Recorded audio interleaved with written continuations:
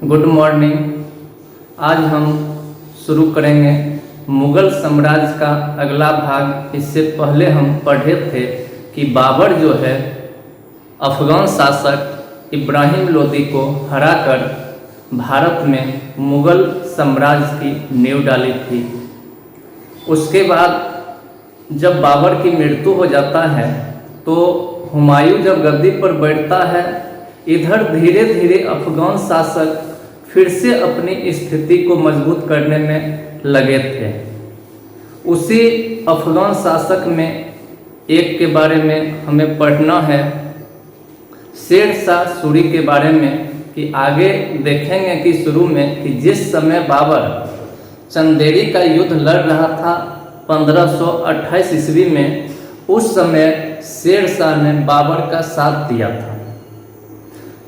इसका मतलब एक तरफ शेर शाह मुग़ल का भी साथ दे रहा था और इधर एक तरफ अपनी स्थिति को मजबूत भी कर रहा था। शेर शाह सूरी के बारे में हम पढ़ेंगे कि शेर शाह सूरी जो सूर साम्राज्य का संस्थापक भी बोला जाता है, जिसे द्वितीय अफ़गान राज्य का संस्थापक भी कहा जाता है। इसका जन्म जो है 1472 ईस्वी में हुआ था। कब? 1472 ईस्वी में। अब आगे देखेंगे यहाँ से सूर साम्राज्य।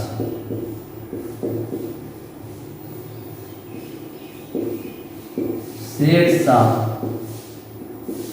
सबसे पहले देखेंगे इसके बचपन का नाम जो रहता है वो रहता है फरीद। बचपन का नाम क्या होता है? फरीद। इसका जन्म जो है होशियारपुर जिला के भजवाड़ा। कहाँ? होशियारपुर जिला के भजवाड़ा।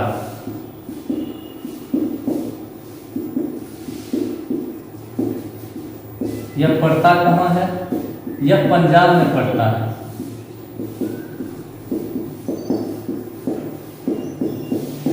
पंजाब में। कब हुआ था जन्म? 1472 ईस्वी। लेकिन यहाँ पर कुछ इतिहासकार का मानना है कि इसका जो जन्म है वह सासाराम बिहार में हुआ है। सासाराम बिहार। सासाराम बिहार इसलिए माना जाता है, इसके पिता का नाम रहता है हसन खां। पिता हसन खां। यह जो है यही सासाराम बिहार का क्या रहता है? हसन खां जागीरदार। अब इसके बारे में देखते हैं। इसके पिता का नाम था हसन खां, जो क्या था? सासाराम बिहार का एक जागीरदार था। 1472 ईस्वी में जन्म होने के बाद हुआ 1494 ईस्वी में जौनपुर चला जाता है।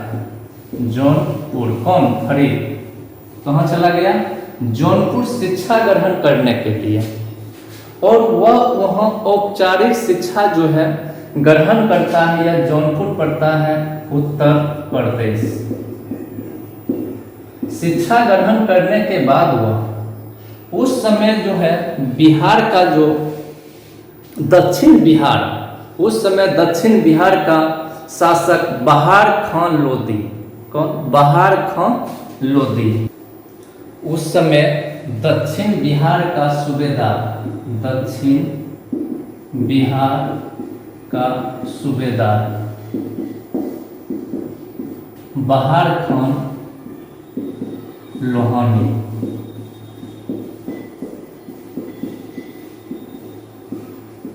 इस जगह एक कहानी है कि बहार खान लोहानी जब औपचारिक शिक्षा ग्रहण करने के बाद वह जौनपुर से बिहार लौटता है तो वह चला जाता है किसके यहाँ?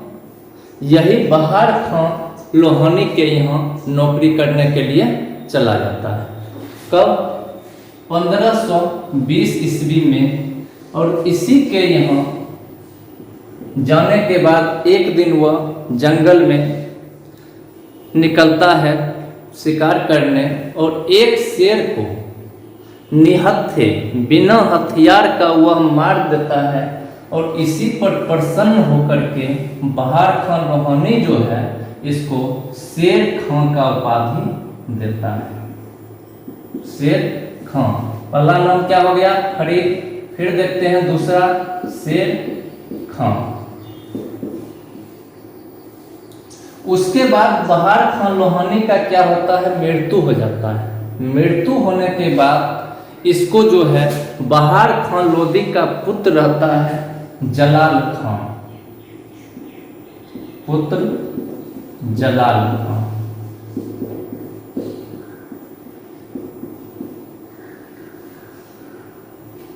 जलाल खां का यह शिक्षक बन जाता है, और वहीं पे बहार खान रोहानी की जो पत्नी रहती है, पत्नी जिसका नाम है दूदू बेगम, दूदू बेगम से शेर खां शादी कर लेता है और दक्षिण बिहार का सूबेदार बन जाता है। और यहीं से इसका जो है साम्राज्य विस्तार शुरू होता है। कहाँ? सबसे पहले वो क्या होता है? दक्षिण बिहार का सूबेदार बन जाता है। इसके बाद देखेंगे कि एक तरफ यह मुगल का साथ देता है और एक तरफ अफगानों का साथ देता है। और हम 1529 में देखते हैं, उस समय जो है बंगाल का शासक रहता है कौन? नुसरत शाह लोदी। इसको हरा करके वह वहीं पे एक उपाधि धारण करता है, हजरते आला। हजरते आला क्या हो गया? एक उपाधि। अब पहले तो दक्षिण बिहार का सूबेदार बनता है, उसके बाद फिर बंगाल का बनता है, और फिर देखेंगे 1530 ईस्वी में चुनारगढ़ जो मध्य प्रदेश में पड़ता है, वहां का शासक रहता है ताज खां। ताज खां, ताज खां को मार देता है, और उसकी विधवा जिसका नाम है लाडली बेगम, ताज खां की पत्नी का नाम रहता है लाड मलिक या लाडली बेगम, उससे क्या करता है? यह शादी कर लेता है 1530 ईस्वी में। 1530 में ताज खां की पत्नी विधवा लाडली बेगम, और पूरे क्या उसको अपने साम्राज्य में मिला लेता है, चुनारगढ़ को भी अपने साम्राज्य में मिला लेता है। इस प्रकार हम देखते हैं कि बिहार, बंगाल और ये मध्य प्रदेश धीरे धीरे ये अपना साम्राज्य विस्तार करना शुरू कर देता है। उसी 1530 में इधर देखते हैं कि बाबर का क्या होता है? मृत्यु हो जाता है और हुमायूं गद्दी पर बैठता है। यहाँ देखते हैं 1539 में चौसा का युद्ध लड़ा जाता है। चौसा का युद्ध, इसमें जो है शेर खां विजयी होता है, और हुमायूं को किसी तरह वहां से भाग कर निकल जाता है, और इसी विजय के उपलक्ष्य में वह शेर शाह का उपाधि धारण करता है। और यहीं फिर पढ़ेंगे इसके बाद 1500 कौन सा उपाधि? शेर शाह। कब? 1539 में। किस युद्ध में? चौसा का युद्ध। अब इधर पढ़ेंगे 1540 कन्नौज या विलग्राम का युद्ध। यह हुमायूं का अभी अंतिम युद्ध होगा, इसके बाद वह निर्वासित जीवन चला जाएगा। इसमें क्या होता है? इसमें भी शेर शाह विजयी होता है, और वह एक और उपाधि धारण करता है सुल्तान का। और यहीं से पढ़ेंगे सूर वंश, सूर साम्राज्य। यहीं जब सुल्तान का उपाधि धारण करता है 1540 में। पढ़ेंगे कब से? सूर साम्राज्य को 1540 से 1545 तक। अब देखे हैं यहाँ की पहले उसका क्या नाम था? फरीद। फिर क्या हुआ? शेर खां। यहाँ ये शेर खां उपाधि है। उसके बाद शेर शाह, ये भी उपाधि है शेर शाह। उसके बाद उपाधि किसका लेता है? सुल्तान। अब यह लिखेगा सूरी वंश जब स्थापना होता है वहां से शेर शाह सूरी। अब हो गया सूर साम्राज्य 1540 से 1545 शेर शाह सूरी। अब यहाँ पढ़ेंगे उसके बाद जब वह गद्दी पर बैठता है उसके बाद इसका जो प्रमुख एक युद्ध रहता है उसका नाम रहता है गिरी सुमेल का युद्ध। किसका? गिरी सुमेल का युद्ध। गिरी सुमेल का युद्ध यह जो होता है 5 जनवरी 1544। 5 जनवरी 1544 यह पड़ता है कहाँ? अजमेर में। अजमेर। यहाँ के उस समय जो शासक होते हैं, शासक होता है राजा मालदेव। राजा मालदेव। इसका युद्ध किसके साथ होगा? शेर शाह। यहाँ जो है यह राजपूत, इसके दो जो सैनिक रहते हैं काफी योग्य सैनिक होते हैं, जैता और कुप्पा। जैता व कुप्पा जो युद्ध के मैदान में लगभग यह युद्ध 9 महीनों तक चलते रहा। किसके साथ? शेर शाह। शेर शाह अंत में हारने के कगार पे आ गया था। उसी समय एक शासक वहीं का शासक रहता है जिसका नाम रहता है कल्याण मल। उसी की सहायता से यह युद्ध जीतता है और इस युद्ध में इतना लगातार लगभग 9 महीनों तक लड़ाई होने के बाद इसी समय शेर शाह बोला था कि अजमेर राजस्थान में पड़ता है कि एक मुट्ठी बाजरे के चक्कर में, क्या बोला था कि एक मुट्ठी बाजरे के चक्कर में मैं अपना सारा साम्राज्य खो देता। ने उसको लगा कि जो हम 9 महीनों तक युद्ध लड़े थे वहां से कोई ज्यादा आमदनी, कोई ज्यादा जो है आर्थिक लाभ नहीं मिल रहा था। वो जमीन बंजर जमीन वहां का था और उसमें लगातार 9 महीनों तक युद्ध लड़ते रह गया। तो ये भी ध्यान रखना है, कभी क्वेश्चन पूछ देता है कि मैं एक बार मुट्ठी बाजरे के चक्कर में पूरा साम्राज्य अपना खो देता, किस युद्ध और किसके साथ युद्ध लड़ते हुए शेर शाह बोला था? तो यह था गिरी सुमेल का युद्ध। राजा मालदेव के साथ शेर शाह का युद्ध हो रहा था। कब? 5 जनवरी 1544। और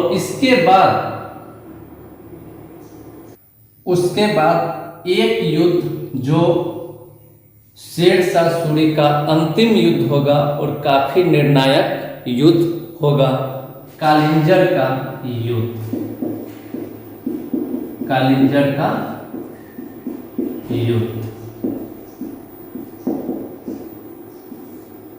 यह युद्ध निर्णायक है और इसी युद्ध में शेर शाह सूरी क्या होता है? घायल होता है और इसका मृत्यु हो जाता है। यह 22 मई 1545 को लड़ा गया था। 22 मई 1545। उस समय यहाँ कालिंजर का शासक जो था वो था कीरत सिंह। यह कालिंजर का किला भी है। कालिंजर का किला बहुत बड़ा किला बना हुआ है। 22 मई 1545 को युद्ध हो रहा था उसी में याद रखिएगा शेरशाह जो है उक्का नामक आग्नेयास्त्र। यह जो उक्का है यह एक गोला होता था, बारूद का बना हुआ गोला होता था, जिसको कहाँ कालिंजर के किला पर फेंकता था। उसी फेंकने में शेरशाह सूरी जो है उक्का नामक आग्नेयास्त्र को फेंका और वो किला से टकराकर जहां पर बारूद का ढेर, जहां से गोला बनाकर फेंक रहा था, वह जो है वहीं पे आके गिर जाता है और काफी तेज धमाका होता है। और उसी में यह क्या होता है, शेरशाह सूरी घायल हो जाता है। घायल होने के बाद इसका क्या होता है, मृत्यु हो जाता है। मृत्यु होने के बाद जो इसका जो है, इसका द्वितीय पुत्र इस्लाम शाह, क्या नाम रहता है। तो यह क्वेश्चन पूछता है कि जिस समय शेरशाह की मृत्यु हुआ था उस समय कौन सा आग्नेयास्त्र फेंका था, उसका नाम रहता है उक्का। किस युद्ध में, कालिंजर का युद्ध कब हुआ था, 22 मई 1545 ईस्वी में। उसका शेरशाह का दूसरा पुत्र जो रहता है इस्लाम शाह, वही जो है इसका सेकंड पुत्र इस्लाम शाह।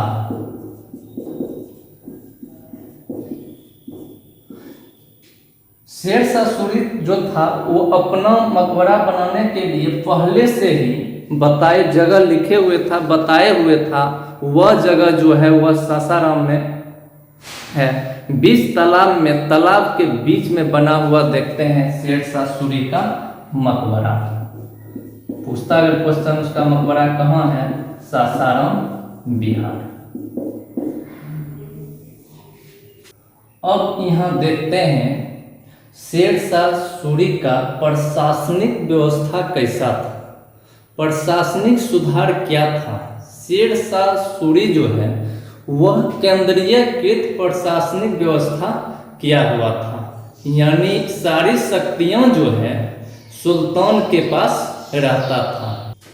वह जो है अपने साम्राज्य में पट्टा और काबूलियत लागू किया था। पट्टा और काबूलियत क्या होता है कि उसमें लिखा हुआ होता था कि किसान को इस साल कितना लगान देना है, यानी औसत लगान उसमें क्लियर लिखा हुआ था, किसान को उतना ही लगान देना होता था। उसका जो है टैक्स लगभग 1/3 और या 1/4 कर होता था। उपज का 1/3 या 1/4 जो है वह सुल्तान को देना पड़ता था। उसके बाद 1533 में हम पढ़े थे कि 1533 में हुमायूं जो है दिल्ली में दीन पनाह नामक नगर बसाया था। कौन सा, दीन पनाह। उसी के अंदर शेरशाह सूरी एक पुराना किला बनवाया। कौन सा किला, पुराना किला। उसके अंदर जो है किला एक कुहना मस्जिद, किला एक कुहना मस्जिद। दूसरा जो है शेर मंडल। यह कौन बनाया था, शेर। ये सब कहाँ बनवाया था, दिल्ली में। रोहतास का किला देखते हैं कि रोहतास का किला भी हुआ लगभग 1532 में। रोहतास का किला भी बनाया था, जिस पर वह काफी अधिकार अपना जमाए रखा। और पढ़े थे कि बंगाल से जब वह सरकारी खजाना को लूट कर ले गया था तो रोहतास के किला में ही रखा था, हुमायूं से बचा करके। इसके बाद यहाँ देखते हैं कि खेती, टैक्स किस प्रकार लिया जाता है। सबसे पीछे भी पढ़े थे कि एक व्यवस्था होता था रैयतवाड़ी व्यवस्था। तो यहाँ जो है शेरशाह सूरी के साम्राज्य में यही रैयतबारी व्यवस्था लागू था, जिसमें क्या होता है कि प्रत्यक्ष कर व्यवस्था, जिसमें प्रत्यक्ष रूप से किसानों से मिलकर पैसा लिया जाता था, टैक्स लिया जाता था।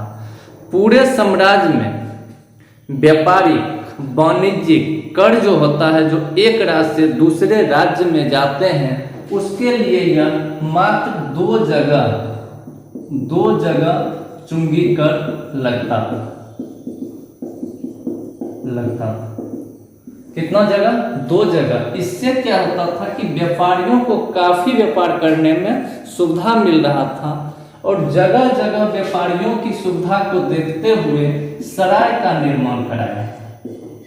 शेरशाह सूरी का सबसे बड़ा जो कार्य है यह सराय का निर्माण।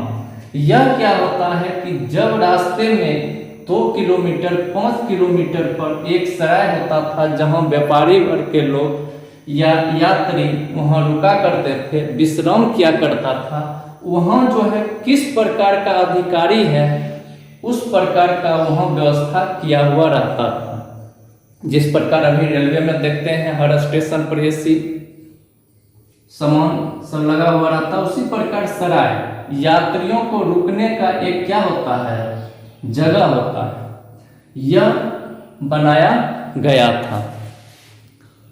उसके बाद पूरे साम्राज्य को जो है यह इक्का या सूबे में बांट दिया था। जिस प्रकार अभी हम लोग देखते हैं राज्य, उसी प्रकार उस समय था इक्का या सूबा। इसमें क्या किए हुए था, बांट दिया था, और हर इक्का के अंदर सरकार, अभी जो देखते हैं जिस पर जिला होता है, राज्य के अंदर जिला, उसी प्रकार उस समय सरकार हुआ करता था। उस समय जो था कुल 47 सरकार, पूरे साम्राज्य में कितना सरकार था, 47। सिर्फ बंगाल में हम पढ़ते हैं तो सिर्फ बंगाल में उस समय जो सरकारें थी वह था 19। बंगाल में सिर्फ 19। इसके बाद मुख्य अधिकारी हुआ करते थे, हर विभाग के लिए अलग अलग मुख्य अधिकारी रहा करते थे। और मुख्य अधिकारी पढ़ेंगे कि सभी मुख्य अधिकारी का अलग अलग नाम, जैसे न्याय के लिए नियुक्त होता था काजी, न्याय के लिए काजी, ठीक। और इस न्याय के लिए काजी जो नियुक्त होता था उसको कहा जाता था मुसीफ ए मुसीफान। क्या? मुसीफ ए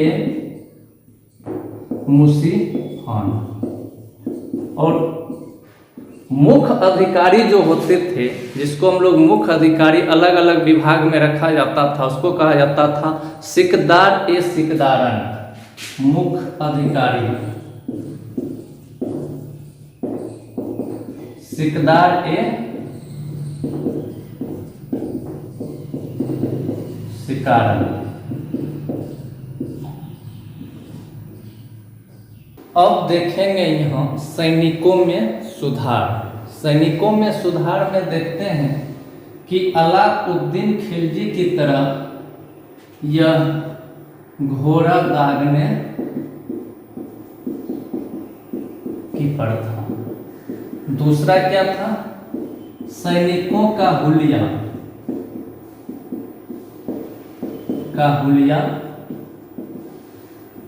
लिखा करता था।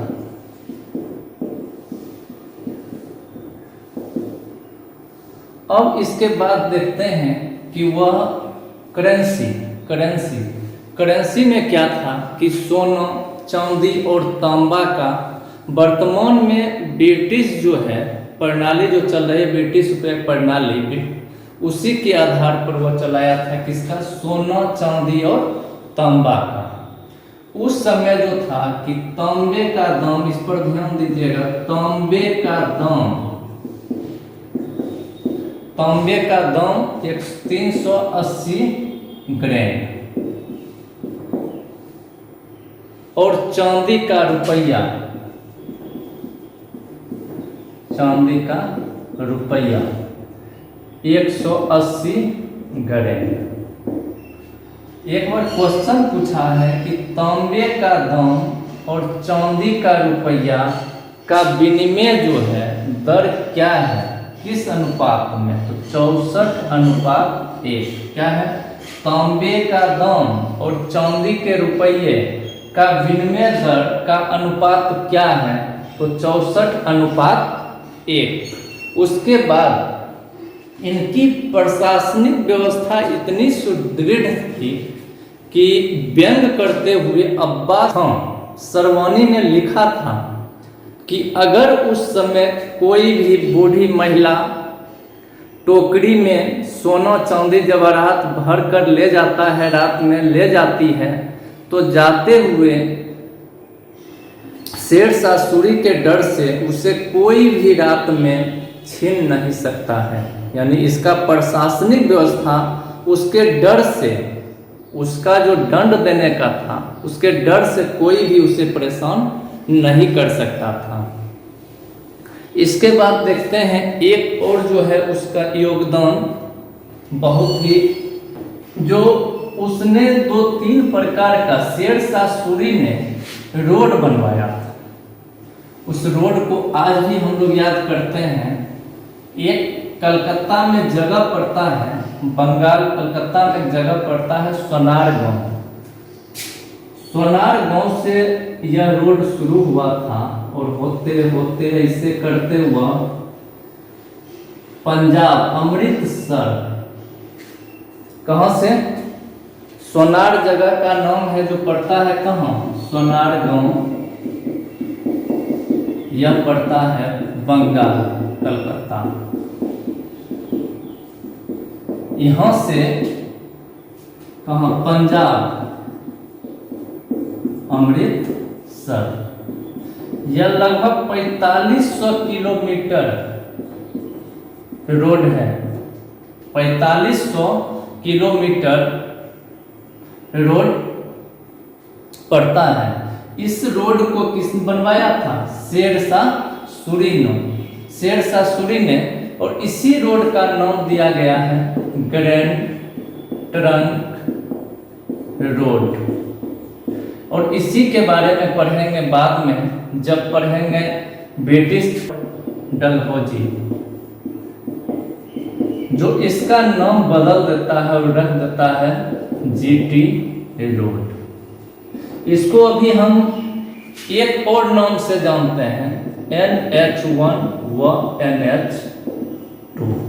तो इसको भी ध्यान में रखेंगे कि Sher Shah Suri grand trunk road जो है बनवाया था। ये रोड लगभग बना था 42-43 में। लॉर्ड डलहौजी उसका नाम बदलकर क्या कर दिया था, जीटी रोड, जिसको अभी NH1 व NH2 के नाम से भी हम जानते हैं। इसके बाद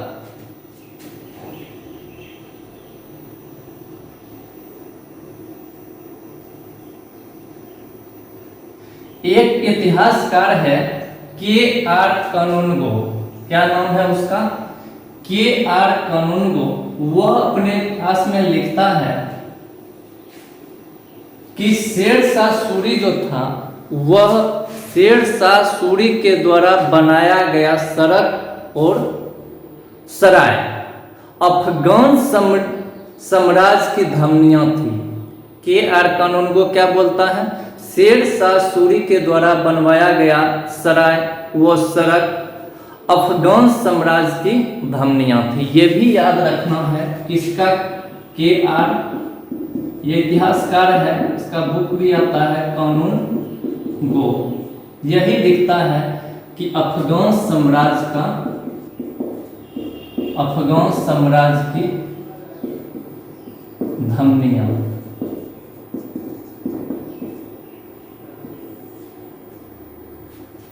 ठीक, इसको भी हम ध्यान में रखेंगे। उसके बाद आते हैं भूमि मापने की प्रणाली, कि शेरशाह सूरी के शासन काल में भूमि को कैसे मापा जाता था। तो इसने भूमि को मापने के लिए सिकंदरी, गज ए सिकंदरी, गज ए सिकंदरी। इसमें क्या था कि दो बटा हुआ था, 34 अंगुल या 32 इंच, 34 अंगुल या 32 इंच। दूसरा था कि अभी भी हम लोग लकड़ी से नापते हैं, उसी प्रकार सन ए डंडी, सन ए डंडी से मापा जाता था। तो इसको भी याद रखेंगे। सेठ सासुरी में भूमि मापन, क्या भूमि मापन प्रणाली। गजे सिकंदरी 34 अंगुल या 32 इंच सने डंटी का प्रयोग किया जाता था। उस समय उसके दरबार में एक कवि रहा करता था, किसके, शेर शाह सूरी के दरबार में, जिसका नाम था मलिक मोहम्मद जायसी। शेर शाह मलिक मोहम्मद जायसी। इसने एक पुस्तक लिखा था जिसका नाम था पद्मावत। जिसका क्या नाम था, ये कहाँ रह रहा था, शेर शाह सूरी के दरबार में, और एक पुस्तक लिखा था जिसका नाम था पद्मावत। इसमें रानी पद्मावती, पद्मावत में किसकी, रानी पद्मावती की सुंदरता का उल्लेख किया गया है, सुंदरता का उल्लेख। अलाउद्दीन खिलजी और रानी पद्मावती के बारे में इसमें लिखा गया है। तो ये भी याद रखेंगे कि शेर शाह सूरी के दरबार में एक कवि जो था मलिक मोहम्मद जायसी, जिसने कौन सा पुस्तक लिखा था, पद्मावत। इसमें किसकी चर्चा किया गया है, रानी पद्मावती की सुंदरता का उल्लेख किया गया है। धन्यवाद।